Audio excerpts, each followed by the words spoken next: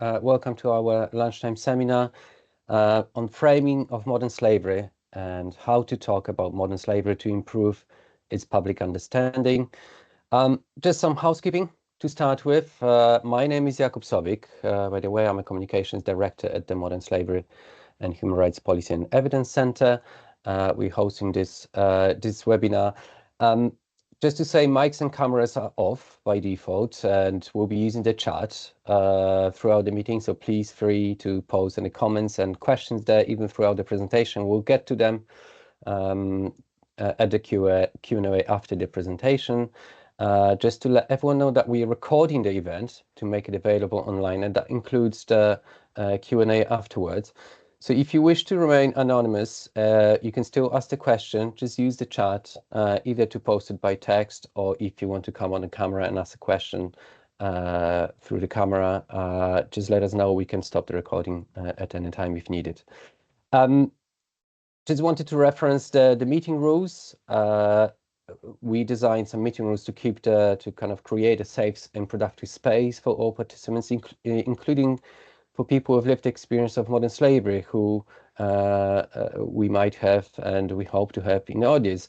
So my colleague will post the link to full meeting rules, but in short, please be sensitive and respectful and be mindful of the fact that we might have people with lived experience of modern slavery in the meeting. So please use a respectful language and terminology. Please respect people's right to anonymity. And please make sure that you take breaks and you can step away if it's becoming too much. You can always watch it back later if you need to. Please protect your mental health.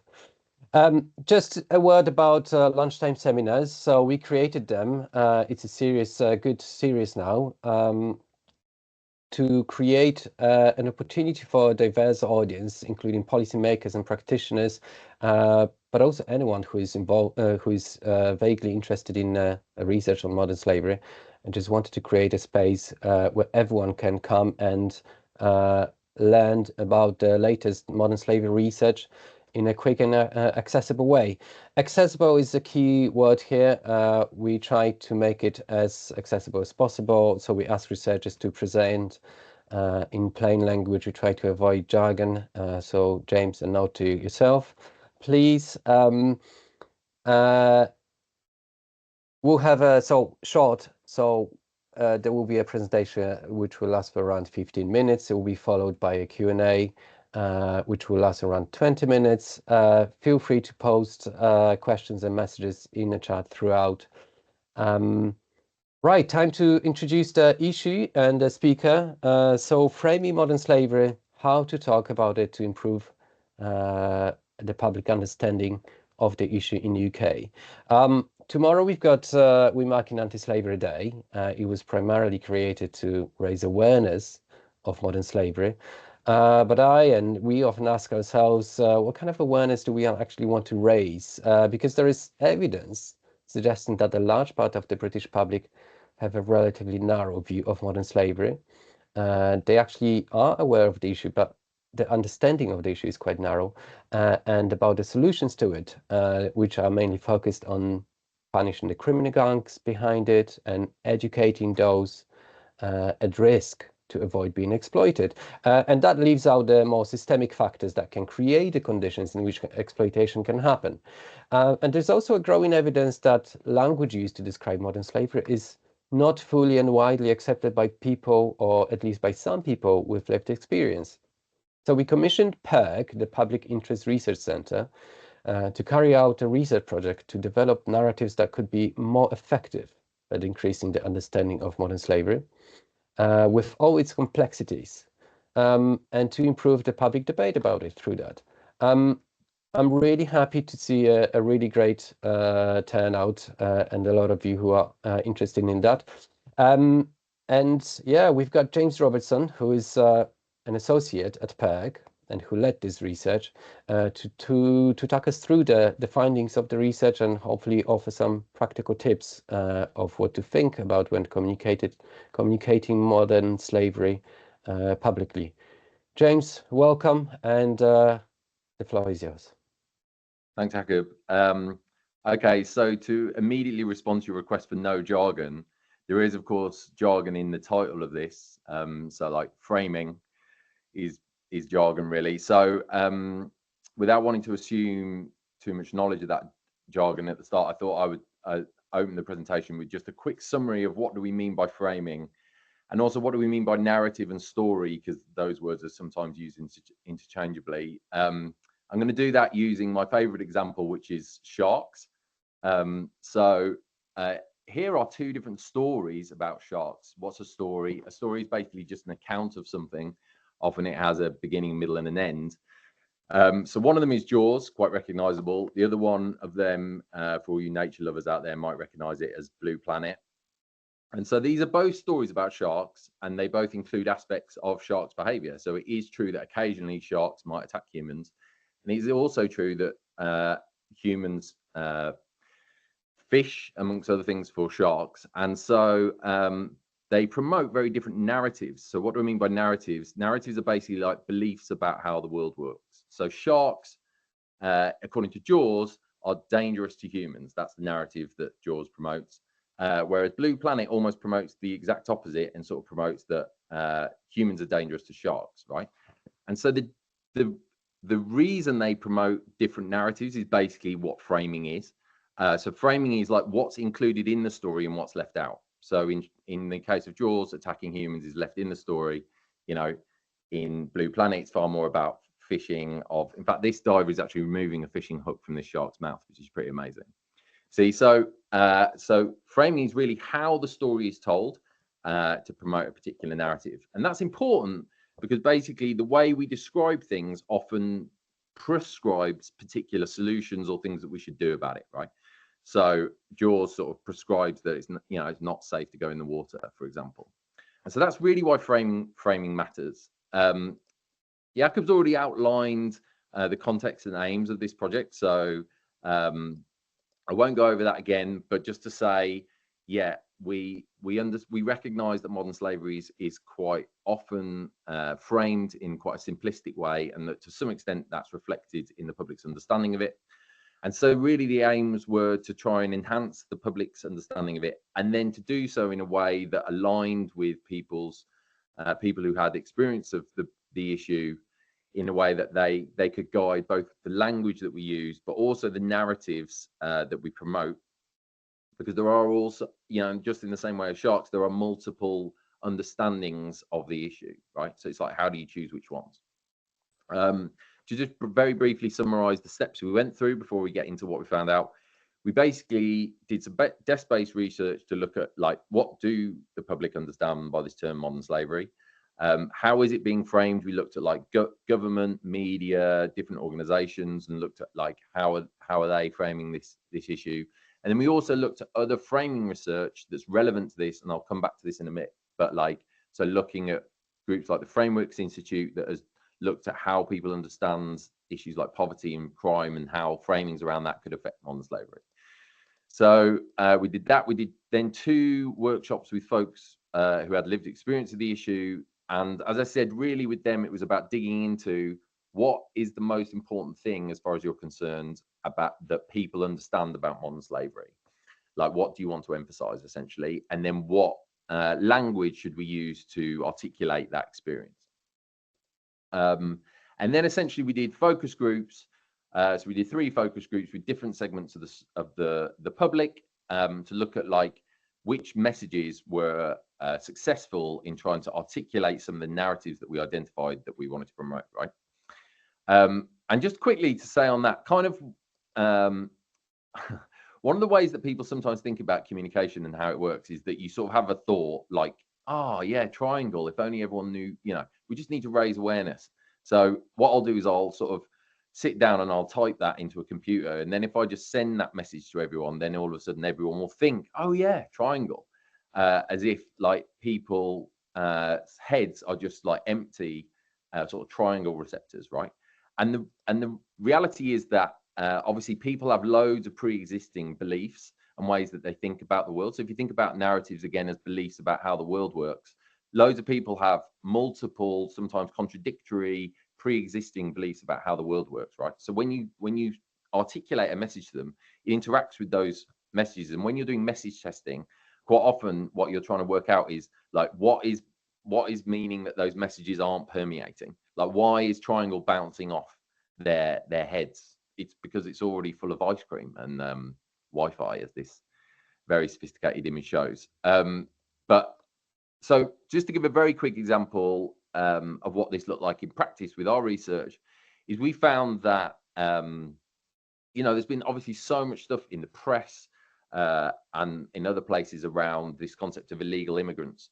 And so as soon as, when we were doing focus groups, as soon as this issue of modern slavery connected to this concept of illegal immigrants, the whole tone and way that people were responding to the messages, even if they were extremely compassionate to the experiences that people have been through, if then it connected with the idea that the people who are experiencing modern slavery might be illegal immigrants, then all of a sudden the tone changed, and however compassionate they might have been, all of a sudden people were saying things like, oh, they're complicit with their exploitation if they're breaking the law. And that connects to how people think about crime, which is that people think of crime as something that where you weigh up the pros and cons and then make a rational choice about whether you do it or not. So again, it's very individualized. And so those are the sorts of things that we're trying to identify, like how do pre-existing frames in society interact with these messages? And we'll come back to that in a minute. But really what we're trying to do, therefore, is like identify how can we locate our messages within these pre-existing beliefs, like how can we get triangle in people's heads?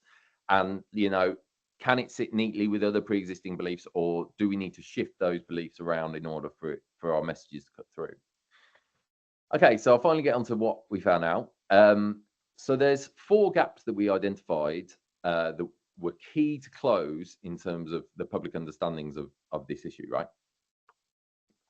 So one of the most common, and these are obviously mass generalizations, but one of the common misconceptions of amongst the public is that modern slavery doesn't happen much in the UK, and when it does, it happens to foreign nationals. And as we know, modern slavery affects tens of thousands of people or is reported to affect tens of thousands of people in the UK, and affects both UK and foreign nationals, right?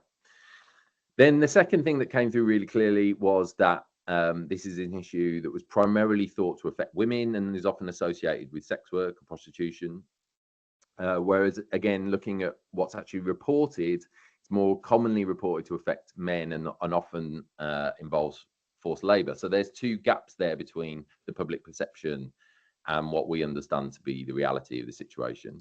Then the second 2 are that, on the whole, the public will tend to think that it's someone's individual characteristics that will predict whether they're likely to experience modern slavery or not. So people might think that if they have low self-esteem or low IQ, they'd be more likely to experience modern slavery. And there is not much consideration around how the social conditions which people are in is a high predictor of whether they're likely to experience it or not, right? So things like if you're in poverty or homeless. And what's also interesting to note is that the public will also consider that the reason that you're in poverty or you're homeless will often be because of either individual characteristics or choices, right? So it's a very individualized understanding of why things happen, basically. And it doesn't take into account those kind of structural drivers or social conditions. And then the last thing was that, on the whole, people thought about the government as a kind of rescuer, so a group that should do more, but that's the kind of primary role, that it should sort of stop trafficking gangs, that it should ban imports with forced labor. Notice that that's imports, which again connects the idea that modern slavery doesn't happen in the UK to produce goods. It only happens abroad, and then products are imported, right? So that connects with that other idea. Whereas in fact, and there's very little consideration or acknowledgement of the fact that modern slavery is enabled by certain government policies and business practices, right? So these were kind of 4 gaps that we wanted to close. We wanted to identify messages that would help us close those gaps in understanding. In terms of like how is modern slavery framed? Obviously, it's framed in lots of different ways, but probably the most common one that showed up was this kind of drama triangle. Again, drama triangle is probably jargon, but it's probably familiar in most people's lives in various ways. So it's a story that basically has these kind of classic three characters of a hero, a victim, and a villain. And so very often when we're doing frames analysis, we can see actually what the frame does is it sets up relationships between different actors, and therefore says, you know, what should happen as a result, because it uses this basic drama triangle to show how people relate to each other. And so the most common way of framing modern slavery, certainly in the media, but also in organizations, different organizations, communications, is this that you see on the screen. So again, this connects to what I said before, that the victims here are vulnerable, often women from overseas who are being sexually exploited. They are being kidnapped by evil gangs of people smugglers, and the hero in this story is the government, which is doing a kind of crackdown, is what it's often called, on the gangs, whilst using police and other state apparatus to kind of rescue or protect the victims, right? And then occasionally there'd be two other actors in this frame, which would be the public. And so the role of the public is to be a sort of helper to the government, to the hero, by reporting to the police if they suspect modern slavery is happening. And then there's this other sort of shadowy figure, again referred to as migrants, who are another sort of villain who are exploiting the government's goodwill in order to get into the country, basically around modern slavery. So that this is a kind of this is pretty consistent as a story, and really what this made clear is that modern and we'll come on to this again later, but like modern slavery as a frame is often just thought of as that. So when you say modern slavery to the public, the most common set of associations and roles is that. Like that's kind of what it uploads in people's minds oftentimes, or as a like first set of associations, right? Which is pretty important. You need to realize that if you're using that word, that is what it might bring up. And just in the same way as Jaws, it's not that this isn't true. It's not that there aren't gangs of smugglers. It's not that there aren't women being sexually exploited, but it's not the whole it's not the whole story. And so it's a more narrow conception, as Jakob said at the start of this. And one thing just to note is that for me, one thing that was particularly interesting was that like the way that the gangs were framed in these stories is there's no explanation of who they are, where they've come from, why it's happening. They're just a sort of evil force in the world, which kind of reminded me of like villains from fairy tales like Chitty Chitty Bang Bang, who are like going around picking up defenseless, vulnerable individuals, which obviously in Chitty Chitty Bang Bang is children. And therefore, the only kind of solution that you might have if you've just got an evil force in the world is like a punitive approach, right? Rather than, again, looking at like what are the structural drivers for this. And a big problem that we face a lot with the public is this problem of fatalism, that like there's nothing you can do. And of course, if there just is evil in the world, then there is nothing you can do other than try and prevent it. Whereas if there are choices around policies that are being made, then you can make different choices and it might reduce this issue, right? So that's just something to note. And then when we spoke to people with lived experience, obviously I'm not saying this is exhaustively representative of all people with lived experience, but the people that we spoke to over those two workshops said the following in terms of what they think is most important for the public to understand about modern slavery. And that is these things. So that it's the removal of choice and control over their lives, that it's happening in the UK now, and not only to migrants and people of colour, that it's not to do with who you are, and that essentially you shouldn't be blamed. It's not your fault that it's happened to you.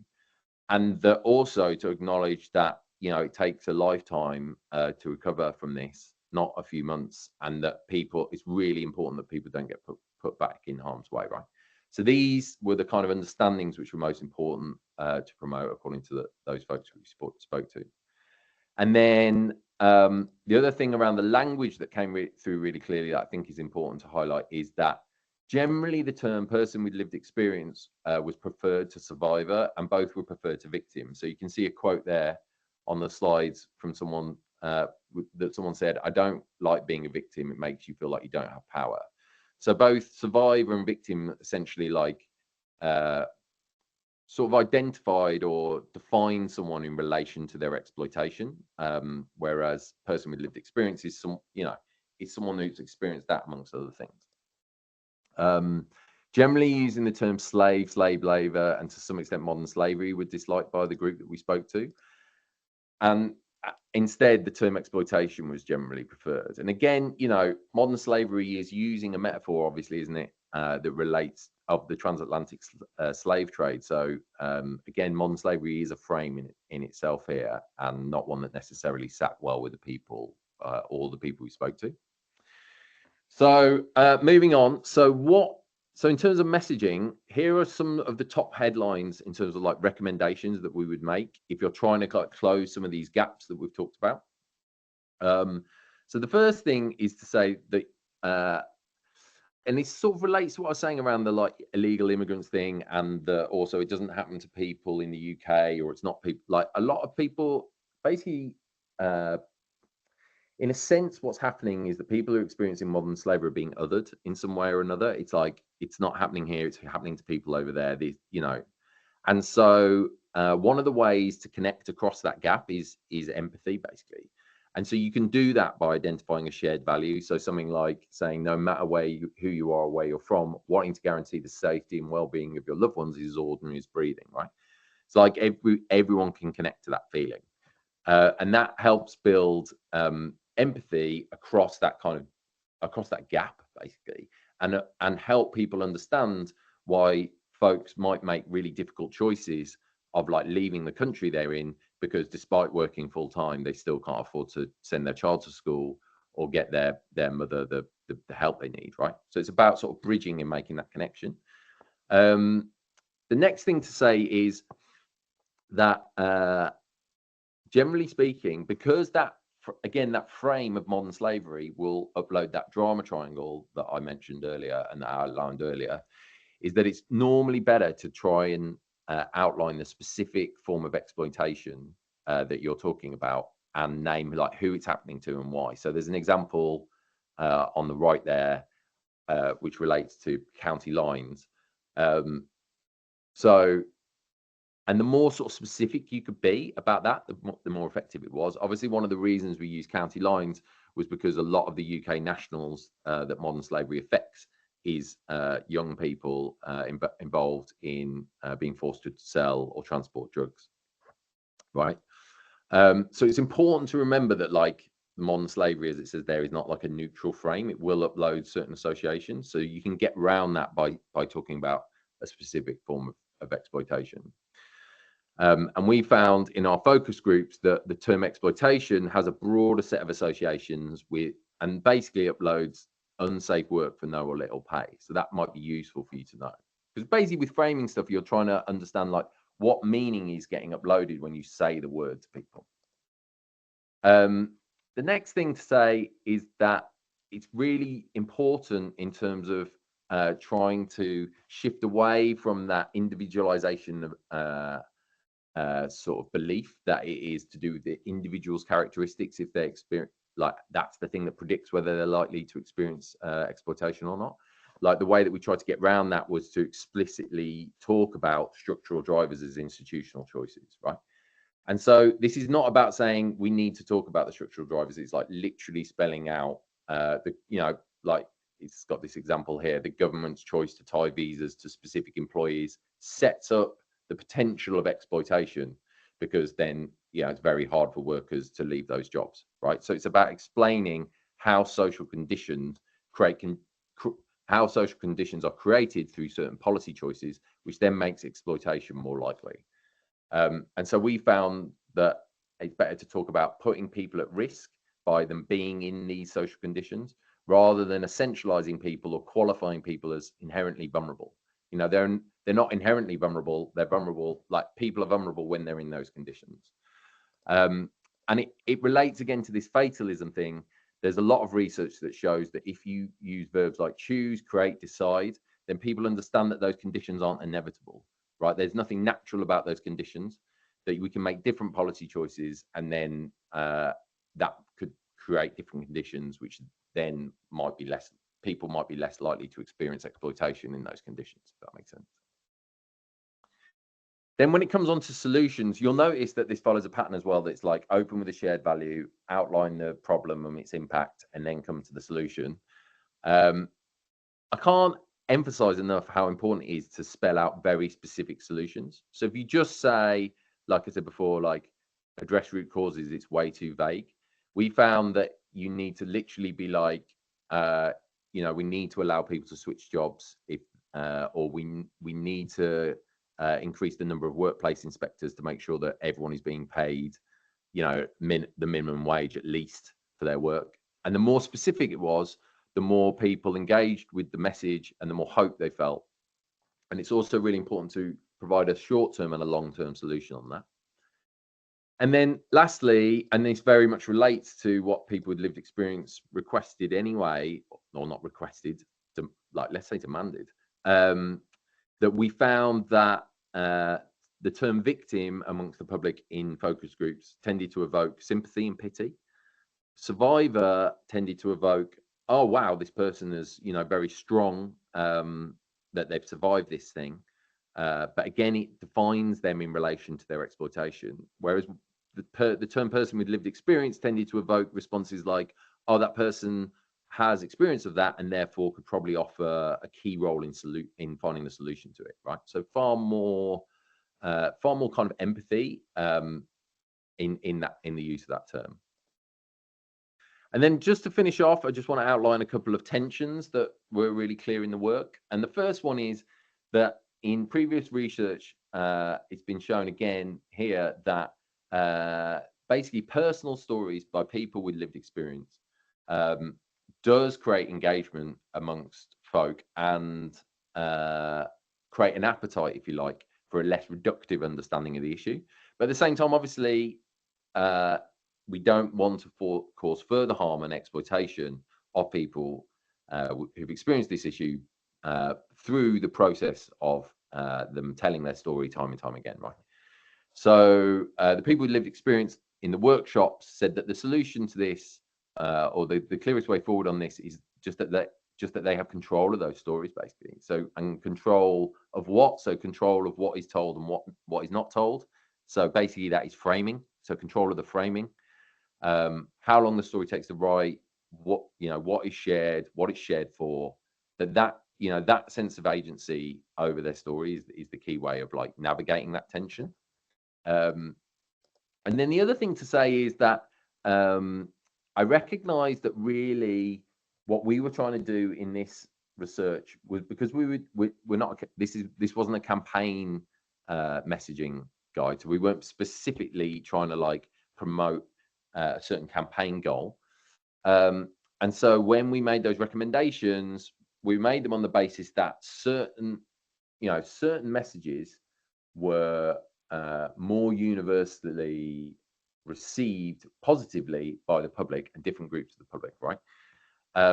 But it can be that that, for example, the message around county lines, that was, all the focus groups were very receptive to that, but actually the folks with lived experience of the issue felt that message was less of a priority. So there is a tension there, and there's also a tension to say that like we looked at messages that would resonate with all groups, but some group strategy is that they should isolate their opposition and actually agitate them. And so really it depends on your strategy, again, what framing techniques and strategy you use. And so when you're using this guide, like I'd ask you to sort of interrogate that basically and think about, how do these recommendations apply to our strategy? And then the last thing to say is the big get out, which is that these are just initial insights into an absolutely massively complex issue, as I know you all know. And so it is better than nothing, but we didn't do any A/B testing. There's lots more that could be done with more time and resource to do it. And I think it's obviously really worthwhile if that could be done. That's it. Thank you very much, James. That was very interesting. I think the last point is quite important. It's important to stress that it was a small project, so it's not meant to make people to come to sweeping conclusions, but rather to start a conversation, which will be good to have now. Just a reminder to people to feel free to post questions in the chat, or you can just raise your virtual hand and we'll try to get to you and give you the floor and unmute and unblock the camera. Shall I start with one quick question, James? I wanted to ask you how you felt about coming to this research as an expert on framing, not necessarily on modern slavery. So maybe in a way part of the audience intended for this research, and you came to the PEC and you started to listen to us all talking jargony things about modern slavery. So what have you felt kind of one thing that kind of struck you most in that, and also kind of the one thing that struck you most from the findings of the research? Well, that's a massive question. I think, it's interesting because this wasn't an issue that I'd worked on before, as you say. And so I suppose, in all honesty, I wasn't a long way from some of those perceptions that I outlined that were common for I am a member of the public, and my perceptions weren't a million miles from that, to be honest. And I think probably the thing that from a professional point of view stood out to me most is that you could very easily do a framing project and it would still be extremely complex on just one form of exploitation. So you could just look at forced labor and it's still an absolutely colossal issue that's multidimensional and would still take a lot of work. But then because of this umbrella frame of modern slavery, I don't think I've ever worked on an issue that has so many distinct, and it's not like they're unrelated, but they're not. But I think it's the broadest coalition of forms of exploitation or like issues or problems that have ever been put under one umbrella that I've worked on when I've been doing like framing work, and I've done, framing work on housing, on democracy, political system reform, economics. I've done massive framing projects before, but this, in a way, was the most complex one. Yeah, I kind of started to think about, do we have to start talking about every single form of slavery, modern slavery, separately? Like, how do we kind of wrap our head around it? Thank you for this. Shall we move to the questions from the chat? A couple. Owen is asking, you touch on a lot of ways of navigating around the existing frames that people already hold, and I wonder whether you see it as a possible to change those frames altogether. So I think it's a question, how do we change people's minds, essentially, I think. Yeah. So the classic framing advice, right, is that you don't reference the existing frame.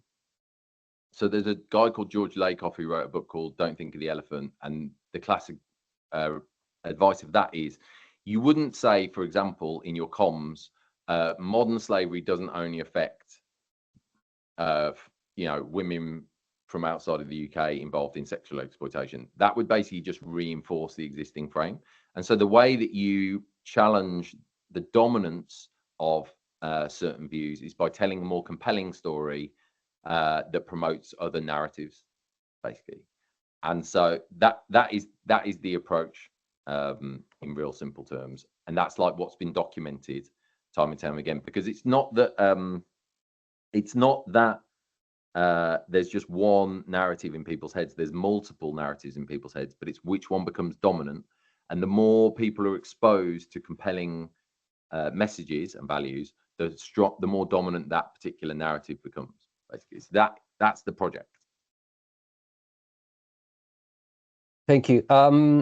Let's move to the next question. Maybrit is asking, in how far were people with experience of modern slavery, of things like you use modern slavery in linking to the transatlantic slave trade, and also how survivor might be seen, survivor as a term. I'm a linguist and did my own research with people with lived experience, and all of them were happy with the term survivor and thought it captures empowerment. And in terms of modern slavery, they said, well, it is slavery, isn't it? These were all foreign nationals. And how can I reference this research if I draw from this insight, please? Well, I think we can respond to that separately in the last bit. So I think it's a question about using the term survivor in reference to people with lived experience of modern slavery, kind of exploring how they see terms being used, and especially in reference to slavery itself. What do they think of that? Yeah. So, I mean, I'll say again, you know, we had 2 workshops of 10 people in each. So I'm not saying that this is exhaustively representative in any way, but certainly the folk that we spoke to, I would say that, like, as I said in the presentation, if kind of person with lived experience was here and victim was here, then survivor would be somewhere in the middle here, in terms of, like, if this is a spectrum of, sorry, I've just realized that people might not be able to see my hands, so that's maybe not that useful, but basically there's a spectrum between like, don't call me victim, person with lived experience, kind of, yeah, generally fine, and then survivor, like, different people felt in different ways about that. So it's somewhere in the middle. And then the thing about my memory of our workshops is that it was saying, well, it isn't like slavery, as in, you know, that it isn't, because it's to do, we had the conversation around you know, how it's like it's like, what is the modern equivalent of the chain, basically, and that because slavery evokes that kind of, you know, very specific image and set of associations, they were keen to articulate that that's not how this works, basically, that this isn't people being put in chains, and that this isn't about people becoming people's property in the same way, and that it's actually quite important that the public understand how this works, because that's part of understanding, like, what the solution would be. And I think it's also that, you know, it sort of relates to that piece around the child capture thing, where people want to recognize that they have agency, you know, that they made difficult choices under very difficult conditions, that then, because of those difficult conditions, you know, they were really precarious, and then they're in a situation where they were then being subject to exploitation, if you see what I mean, which is again very different to the sort of just the practical nature of like the transatlantic slave trade. Yeah, I feel I had a similar memory of that. A quick question here. I mean, there were a couple of questions touching on a similar subject on the kind of exploitation versus modern slavery, which we discussed a little bit. So I thought I would ask this one. Can I ask, how much do you think the framing in the media is shaped by specific political and ideological agendas? And who do you think has most influence over this framing? Are you saying that you were going to answer that, or did you say, can I? No, you can answer this. I think it's essentially, for me, it's a question on who uses the most, like the drama triangle that dominates the public narrative.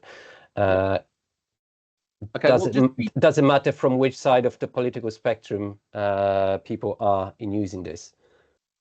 Yeah, I mean, one of the things that I was thinking about a lot towards the end of this project was that, you know, it was the same Conservative government that at once introduced a lot of the legislation around modern slavery, but at the same time introduced the hostile environment legislation, and they're so linked, these two things, and that the government, in terms of the way that the sort of the quotes that you could read in the press from the government, was that they were presenting themselves as very much consistent with that drama triangle, as the sort of hero fighting against this modern form of exploitation, called modern slavery, and at the same time setting up a whole set of policies, including the ones that we've referenced to, that you can see increase again the social conditions which are more likely, therefore, for people to be exploited under. And you could, so that I think applies to immigration policy, but at the same time also applies to, like the liberalisation of trade, like workers' rights and all that kind of stuff as well, right? So yeah, so I think it's kind of, you know, I don't think it would be controversial to say governments want to present themselves in a favourable light. They want to be re-elected, and I think that you know, I think that framing was definitely used by you know, Theresa May and the Conservative Party over time. I'm not saying they're the only people. And then to your question around newspapers, I mean, newspapers don't make any money, do they? So there's a reason people own them, basically, and that's for influence. So. Thank you for that. There's still some questions in the chat. I'm trying to go through them all. It's difficult, but I thought we could still give the floor to two people who raised their hands. I think that might just about wrap things up. I wish we had more time to discuss this. I could sit here all day and talk in framing, but let me try and put Nikolai on. If I only can unblock there. It looks the person's on hold. I don't know why. Could we try to go? No. Apologies for that.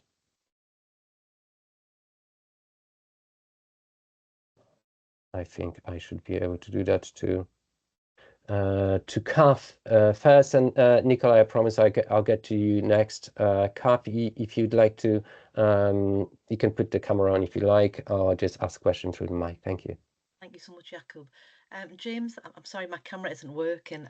That was a really positive reframing session. I thought that was probably the most concise and easiest one that I've ever heard. So thank you for that.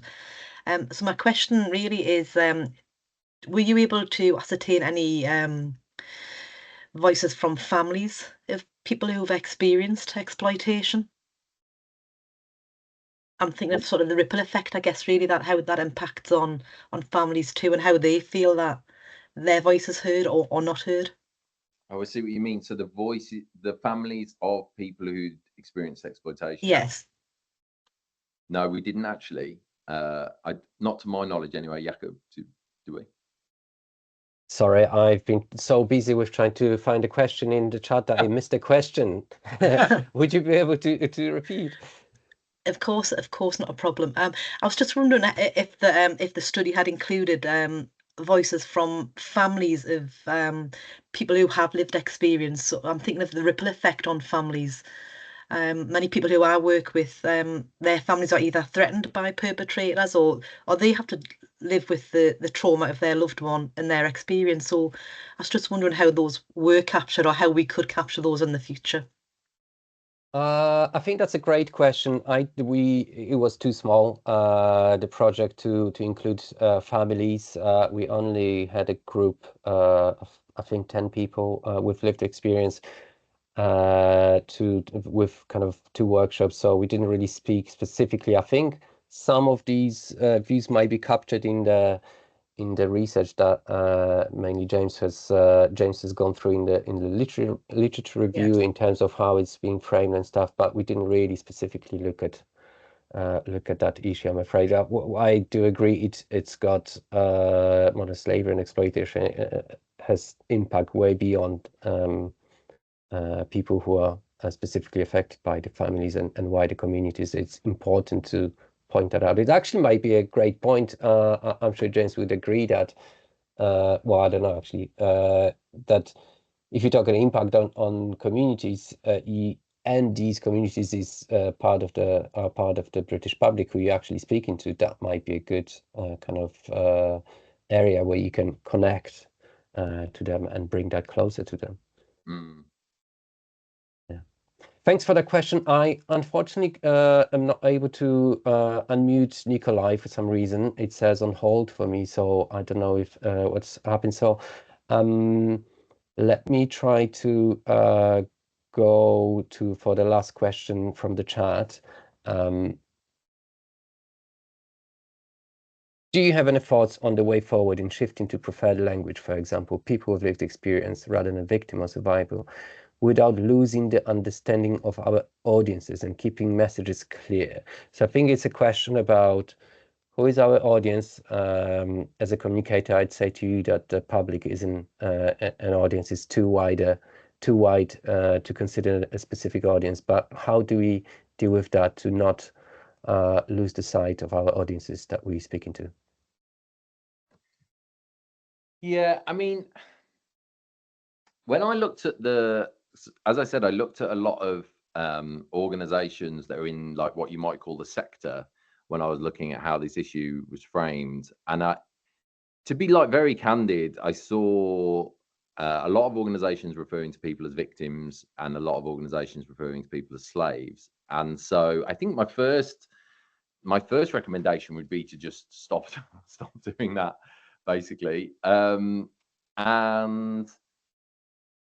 it's funny, isn't it? Person with lived experience sounds quite perhaps jargonistic, and it is quite long. But I think actually, if you I know it's getting quite detailed now, but if you just use it in a sentence, it doesn't, it's actually fine. You just say like, for people who've gone through this, you don't have to use that phrase. You can say with people who have experienced modern slavery. And then I suppose that relates to Kath's point, which is that there are people who have direct experience of it, and then there's people who, like whose family, someone in their family has, and like, and it's important to be specific, basically. But I think what's funny about culture, right, is that it can take a little while to change. But I see sectors, other sectors that have gone through these sorts of projects where they've done framing work. And then slowly, groups, it will start to become normal for organizations to use these terms, basically. And I think that sometimes we can worry too much about the extent to which what feels like big changes to us because we're in the sector and we're living it every day, that could have a massive impact on the public. But actually, let's remember that for most of the time, people are hearing about this issue in extremely passive ways. Right, whether they might be like hearing something on the radio or they might see something on social media. So it's not going to make a huge difference. The most important thing, I think, is these compelling stories of hope, really, about like what are specific. I think that's the main thing to focus on, is like what are the specific things we can do to change the conditions that make this just such a huge problem. And it's those messages of hope that are the thing that really connected with the public. So let's not sweat, like let's align our messaging with the wishes of people with lived experience and get on with the job of building hope around the issue. I think that I and probably everyone in the room can get on board with that message. I think it was a message that came across very strongly in the research. It's really worth listening to people with lived experience. I kind of, by taking part in the research, I've learned so much, and these meetings taught me a lot, and taught me a lot about not using language that I've been using in the past. So I've learned a lot. Unfortunately, that's all we've got time for today. Apologies to those of you whose questions we didn't have time to respond. Please feel free to drop us an email with a question if you like. We'll try to get to those. You can contact us on myself, j.sobic@modernslavery.org. But please do sign up to our newsletter. You can always join our Google group and start a conversation there. It would be great to have some discussion about framing in that group. My colleague will post links to that in a second. And finally, if you have 2 minutes literally to go through a quick feedback form to tell us how to improve these lunchtime seminars, what could we do better, perhaps suggest a topic to discuss and things like that, please do. That would be very much appreciated. For now, thank you, James, for being with us, for presenting, and thank you everyone for being here and listening and taking part in this very interesting discussion, which I very much hope continues. Thank you very much.